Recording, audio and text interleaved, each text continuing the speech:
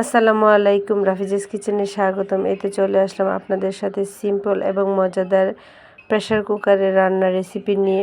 খুব সহজেই কীভাবে প্রেশার কুকারে মজাদার রান্না করা যায়। প্রথমে আমি নিয়ে নিলাম পেঁয়াজ কুচি, আদা কুচি, রসুন কুচি, 5-7টা মরিচের মতো, এলাচ, দারচিনি, লবঙ্গ, গোলমরিচ, জিরা সব কিছু দিয়ে আমি ব্লেন্ড করে নিয়েছি। তারপর এই তো একদম ফ্রেশ গরুর মাংস নিয়ে নিলাম। গরুর মাংসর মধ্যে সেই সব মশলা, ব্লেন্ডার করা মশলা আমি দিয়ে দেব। দেওয়া হয়ে গেলে স্বাদ মতো লবণ, ধনিয়া গুঁড়া, হলুদ গুঁড়া,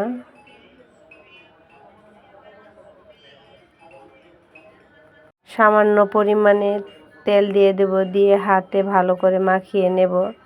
যতটুকু সম্ভব হাতে মাখিয়ে নিতে হবে। এই মশলাটা আমি এক্সট্রা বাগার দেব না, প্রথম অবস্থায় আমি লাস্টে বাগার দেব। সেই জন্য আমি হাতে ভালো করে মশলাটা মাখিয়ে নিলাম।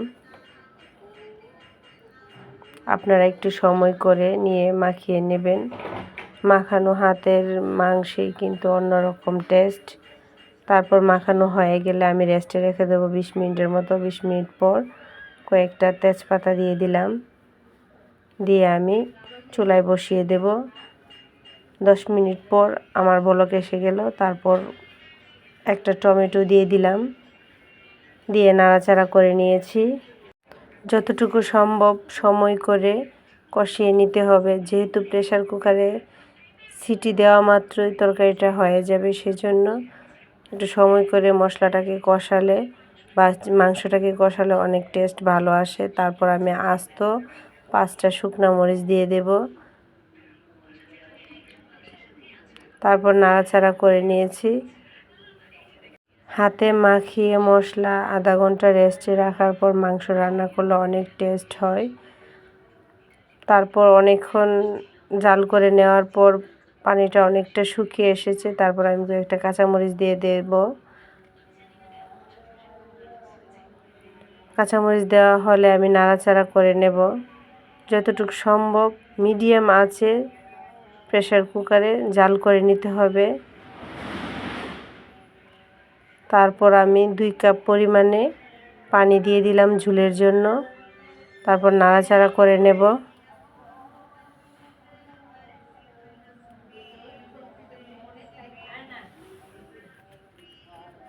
নাড়াচাড়া হয়ে গেলে আমি এখন প্রেশার কুকারের ঢাকনাটা আটকিয়ে দেব।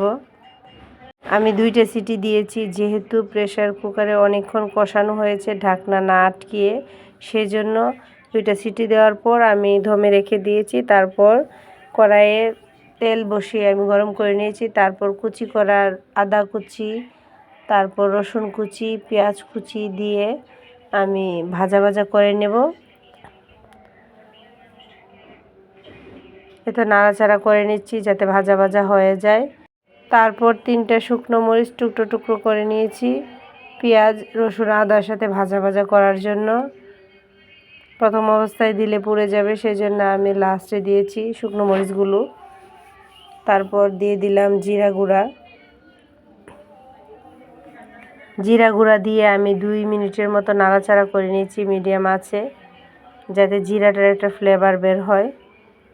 তারপর দমে রাখা যে গরু মাংস ছিল তার মধ্যে আমি বাগারটা দিয়ে দিলাম।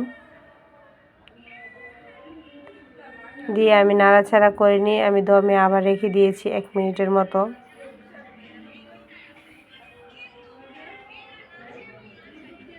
হাতে মাখানো তরকারির টেস্ট অন্যরকম। তারপর আমি এই বাগারটা দিয়ে নিয়েছি, অনেক ভালো টেস্ট আসে। আশা করি আপনাদের কাছে এই সিম্পল রেসিপিটা অনেক ভালো লাগবে। যদি ভালো লেগে থাকে অবশ্যই একবার হলে এভাবে আপনারা ট্রাই করবেন। খুব সহজে আধা ঘন্টার মধ্যে এই রেসিপিটা হয়ে যায়। প্রেশার কুকারে ঝটপট এই রেসিপিটা আপনারা তৈরি করে ফেলতে পারবেন। অনেক মজাদার লোভনীয় এই রেসিপিটা। সবাই ভালো থাকবেন, সুস্থ থাকবেন। আল্লাহ হাফেজ।